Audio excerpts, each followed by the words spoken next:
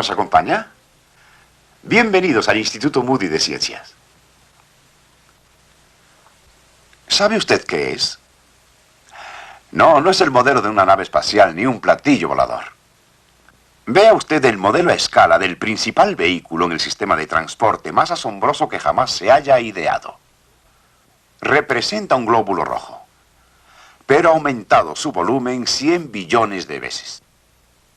Con el correr de los años hemos estudiado infinidad de cosas en el laboratorio, pero por mucho tiempo nos ha absorbido la más apasionante de todas ellas. La de la vida humana. Cada niño que nace nos hace vislumbrar esa pasmosa maravilla que es la creación de Dios. He aquí una viviente escultura que se modifica con cada hora que pasa. He aquí el clímax de perfección al que todo arquitecto aspira. He aquí la última palabra en automatización. Construcción, restauración, respiración, palpitación, todo absoluta y completamente automático. La vida es algo tan magnífico y precioso, y no obstante, cuán poco sabe el hombre común y corriente acerca de sí mismo. Hoy por hoy, cualquier chico sabe más sobre un automóvil y cómo funciona que lo que un adulto sabe sobre sí mismo.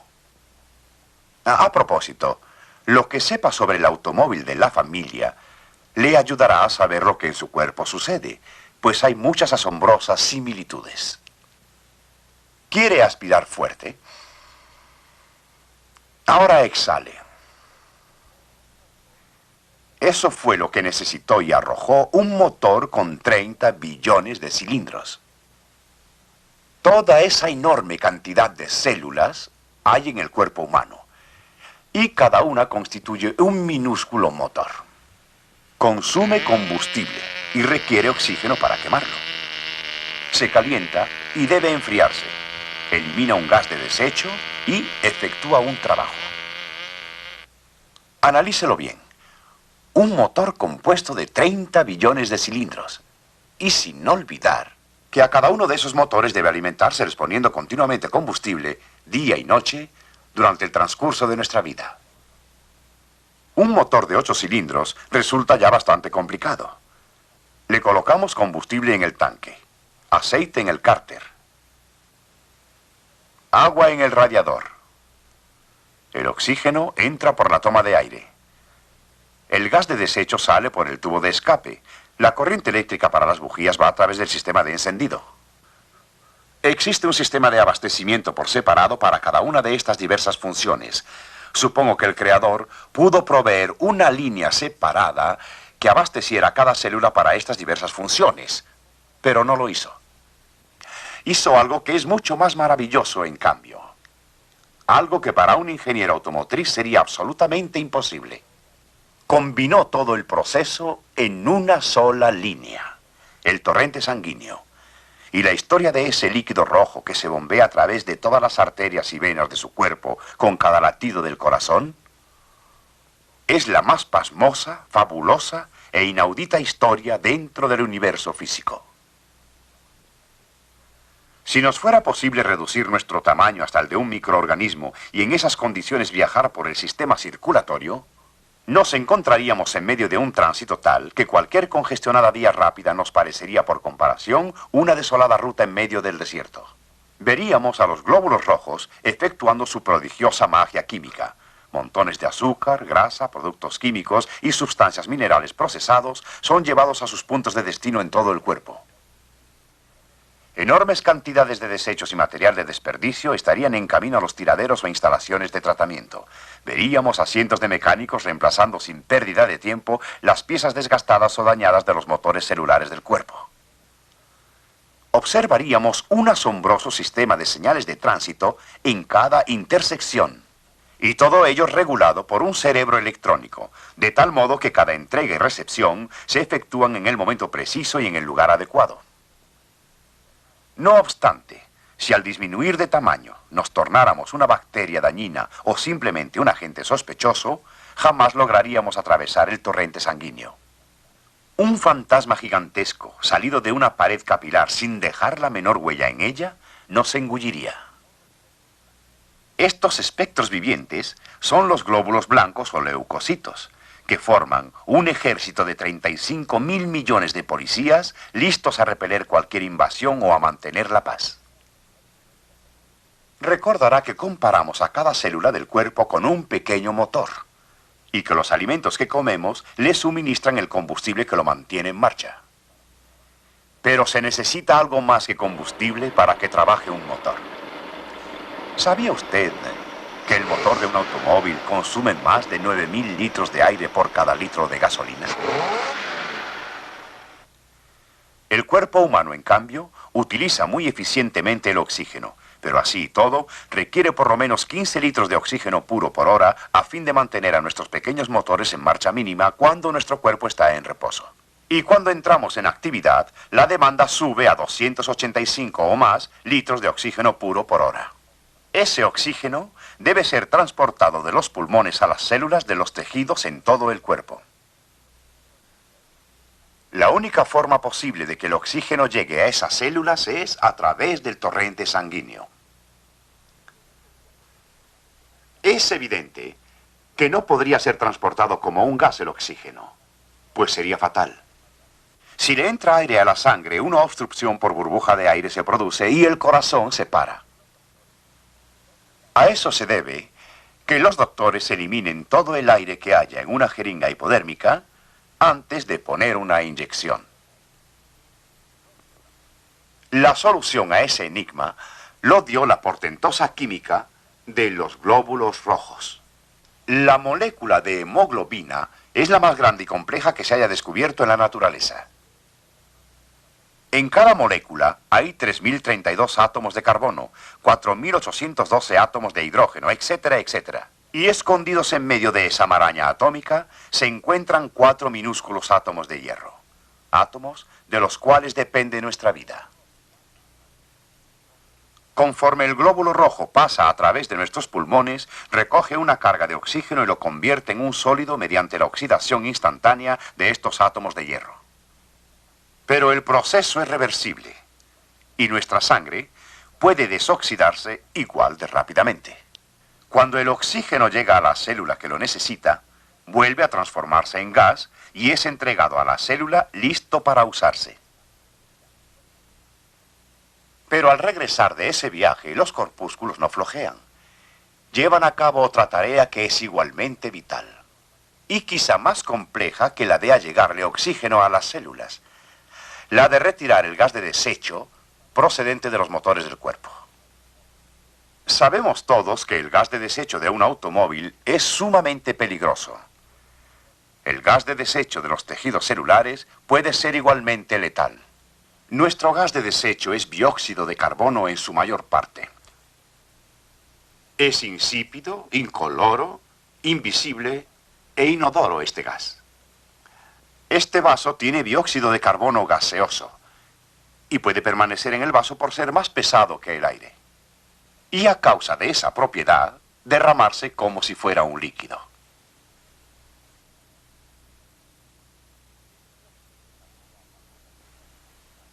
El dióxido de carbono apagó las velas muy rápido. E igual cosa puede hacer con nuestra vida, apagándola, si no fuera por otro milagro químico que llevan a cabo los glóbulos rojos. En muchos aspectos es una sustancia más difícil de manejar para la sangre que el propio oxígeno, y hay que transformarlo también del estado gaseoso al sólido. Más aún, debe dársele un tratamiento especial para hacer que no mate a los glóbulos rojos, para eliminar su efecto tóxico. Ahora, mediante una de las más rápidas reacciones químicas que se conozcan, los glóbulos rojos desprenden al dióxido de carbono celular y luego lo hidratan a ácido carbónico. Pero ni la sangre ni los glóbulos rojos pueden tolerar ese ácido que debe ser neutralizado al instante. Para ese propósito, la sangre ha almacenado mucho potasio, el más activo agente antiácido con el que cuenta un químico. Esta es una solución débil de ácido carbónico.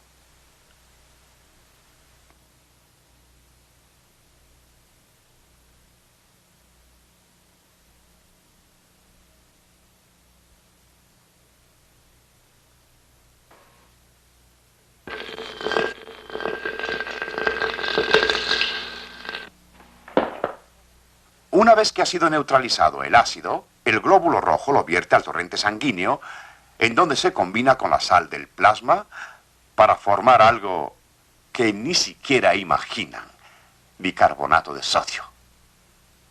En esta forma inofensiva por completo, es llevada a los pulmones por las venas. Pero surge otro problema. Los pulmones no pueden exhalar bicarbonato de sodio. Y así entran de nuevo los glóbulos rojos, que en un abrir y cerrar de ojos lo transforma de nuevo en dióxido de carbono en estado gaseoso. Y así va a los pulmones atravesando la pared celular y de ahí al aire. Y no hay que olvidar que debe hacer todo esto instantáneamente a fin de que el glóbulo rojo vuelva a tomar otra carga de oxígeno y la convierta en un sólido primero antes que llegue al final de un capilar de fracción de 1 milímetro de largo. Esperar que un glóbulo rojo haga todo esto es como querer que un hombre grabe el Padre Nuestro en la cabeza de un alfiler mientras éste pasa cuando es disparado por un cañón. Sí, nuestra vida depende de un hilo muy delgado, pero extremadamente maravilloso. Por supuesto, la parte del sistema circulatorio que más publicidad recibe es el corazón. Nos faltarían superlativos que pudieran describir esta fabulosa y diminuta bomba de 2 cilindros. En lo que toca a eficiencia, su diseño no tiene rival. Cada lado del corazón tiene su propio par de válvulas. La válvula mitral se asemeja a un paracaídas. Unos delicados cordoncillos denominados cordae tendinae se encuentran sujetos al extremo de la válvula y a la pared del corazón. Cuando las cúspides se expanden a fin de cerrar la apertura, el largo de los cordoncillos es justamente el necesario para permitir el cierre, pero nada más que eso. La válvula aórtica presenta un diseño diferente. 3 pequeñas cúspides forman bolsas que rodean la parte interior de la pared arterial. Podemos aprender muchísimo sobre el corazón estudiándolo así, pero la información vital solo la podremos obtener asomándonos directamente al interior de un corazón humano que esté latiendo. Dicho así, parece imposible. Bueno, hasta hace poco esto era aún imposible. Pero aquí en el Instituto Moody de Ciencia, trabajando en cooperación con un famoso cardiólogo, hemos ideado un medio de observar el corazón en tales condiciones. Aquí tenemos un verdadero corazón humano. Hace apenas unas horas estaba bombeando sangre en el cuerpo de una persona viva. Su propietario lo donó para fines de estudio, para que observándolo se entienda la función de un corazón vivo y eso salve un día la vida de otras personas. La máquina hace latir el corazón, que funciona normalmente como una bomba de fluidos, al igual que lo hace en el cuerpo. Hemos instalado mirillas de observación sobre las válvulas para estudiar su acción más de cerca. Esta es la válvula mitral del corazón izquierdo. Observen cuán rítmicamente se abre y cierra, permitiéndole al corazón llenarse y luego hacer frente firmemente a la presión conforme expele al líquido.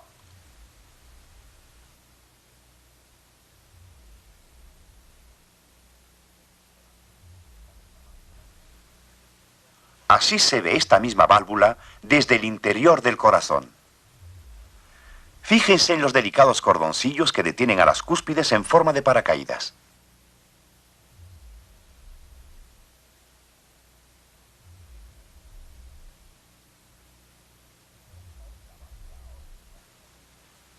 Esta es la válvula aórtica con sus 3 cúspides en forma de media luna, impidiendo firmemente el paso del flujo en sentido contrario.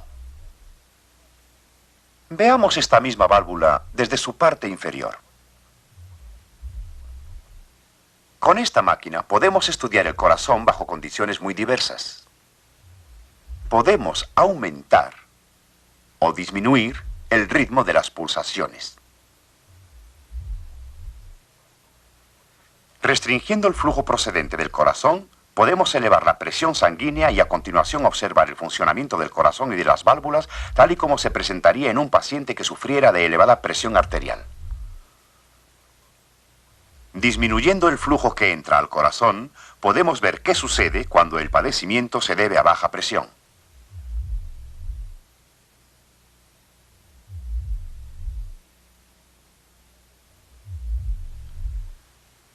Si se disminuye suficientemente el flujo, se puede simular el cuadro debido al shock.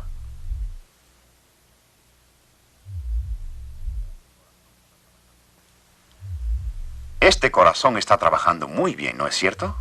Claro que sí. Siempre trabajó muy bien. Le sirvió a su dueño 85 años, y en ese lapso latió 3.400 millones de veces. Y bombeó sangre suficiente como para llenar un lago de buen tamaño, y eso sin un solo periodo de reposo dedicado a reparaciones.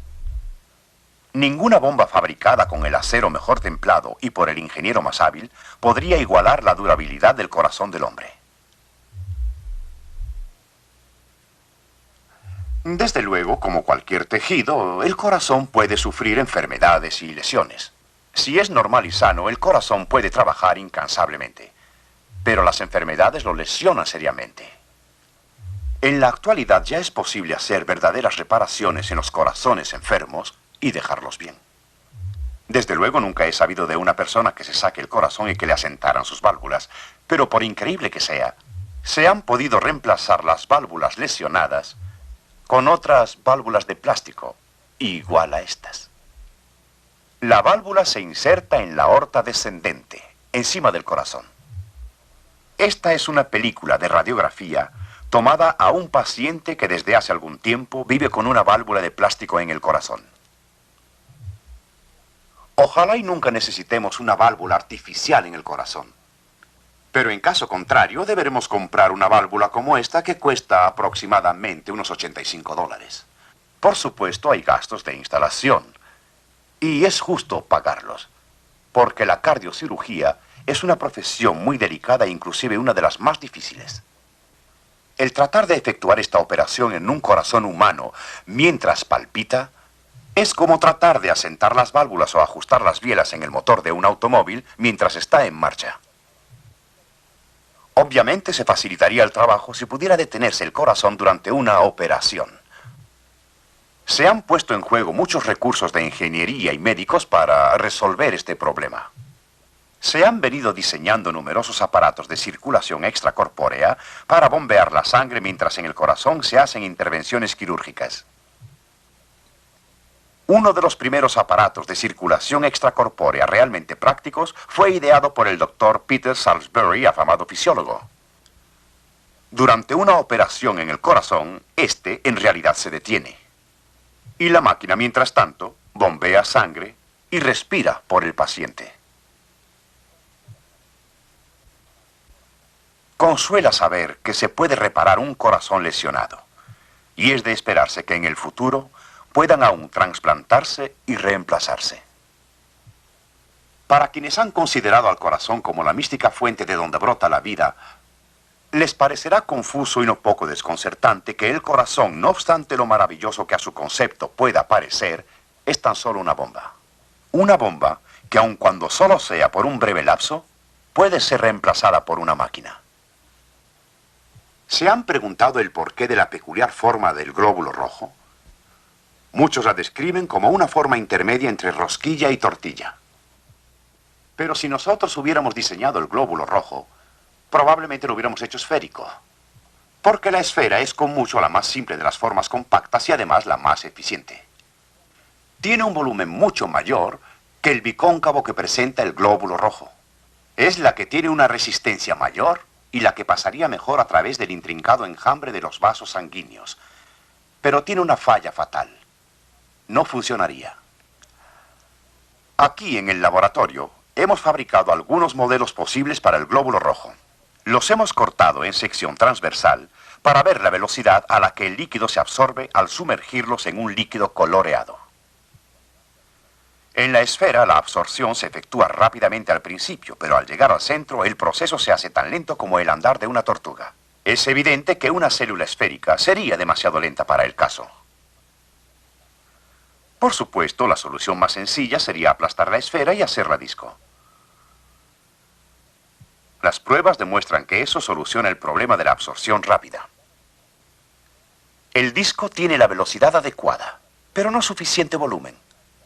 La célula de forma ideal combinaría volumen, velocidad y durabilidad. No es necesario para nosotros adivinar cuál sería esa forma.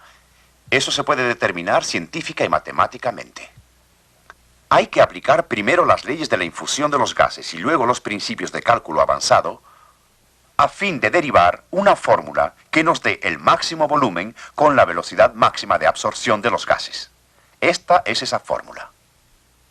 Reúne todas las variables que hemos descrito: las leyes de infusión de los gases, el volumen, el área superficial y el tiempo.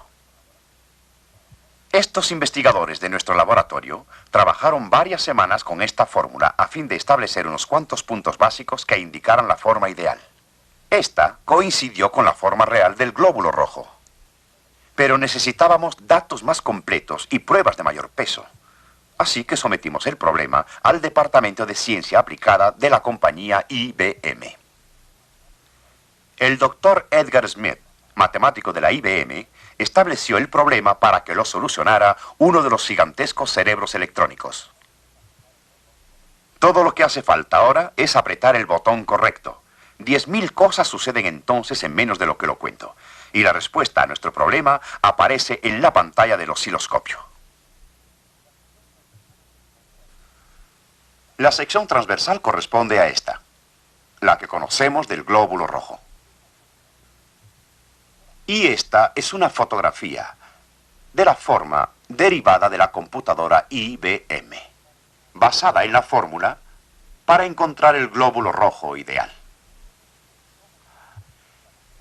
El hecho de que el glóbulo rojo tenga la forma ideal y perfecta exactamente requiere una explicación.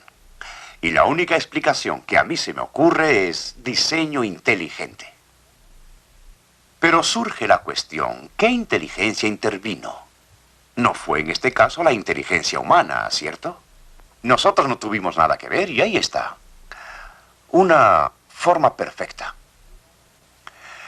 Pues bien, si un hombre de buena fe desea creer en Dios, tiene muchísimas razones dentro de su propio cuerpo. Nada menos que 30 billones de razones.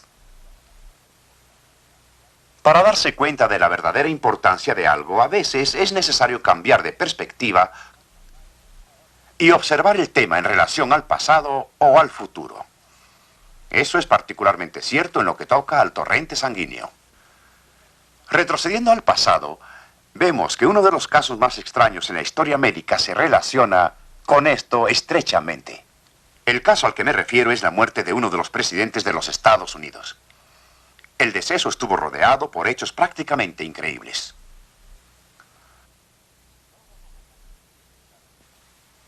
Todos los documentos se publicaron aquí, en la revista médica del estado de Virginia. Aquí se relata el deceso de George Washington. El 12 de diciembre de 1799 fue un día de lluvia, nieve y fuerte viento en Mount Vernon. A pesar del clima, el general, que gozaba de excelente salud, fue a dar su acostumbrado paseo a caballo en la finca de 10 de la mañana a 3 de la tarde. A la mañana siguiente se quejó de ardor en la garganta. Se quedó en su casa toda la mañana y en la tarde salió a marcar unos árboles para ser cortados.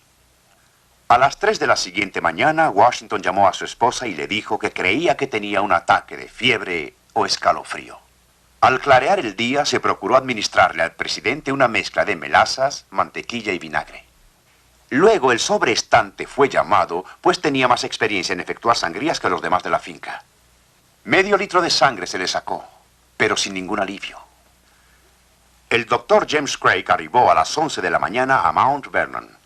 Él dijo, viendo lo alarmante de la situación y previendo el fatal desenlace de la enfermedad, se envió a buscar a 2 médicos para consultarles. En el ínterin se provocaron otras 2 copiosas sangrías, pero sin efectos claramente visibles.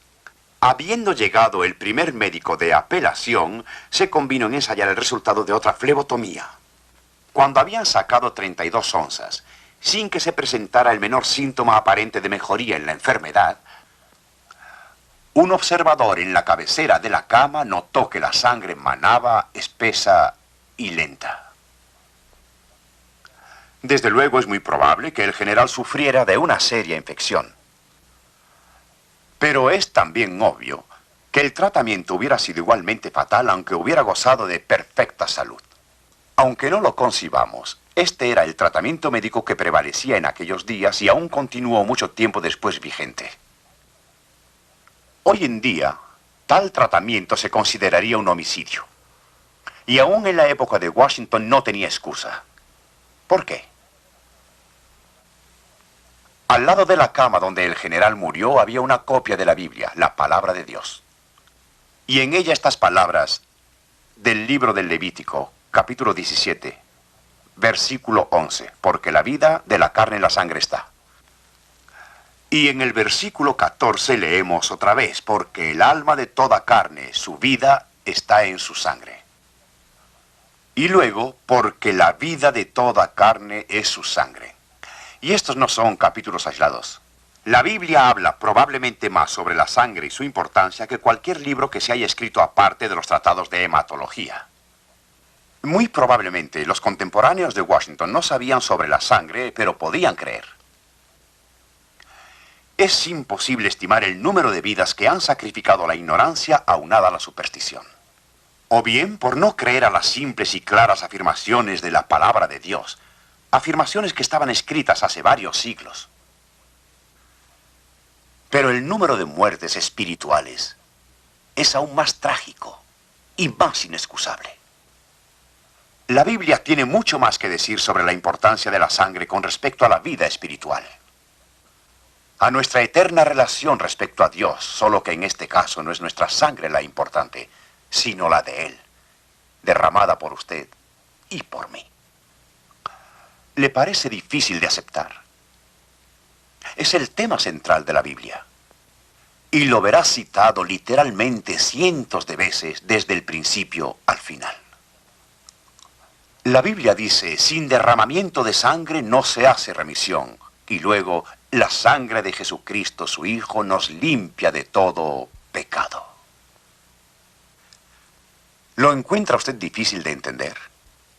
Para muchos es.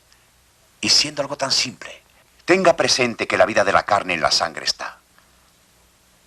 Esto significa que el Hijo de Dios dio su vida para pagar la pena de todas nuestras culpas, porque la paga del pecado es muerte. Ahora, lo que usted debe decidir ¿es esto simple superstición religiosa o es una verdad científica? Si es una verdad científica, es la más importante verdad científica de todo el universo, porque su destino eterno depende de que la acepte o la rechace usted.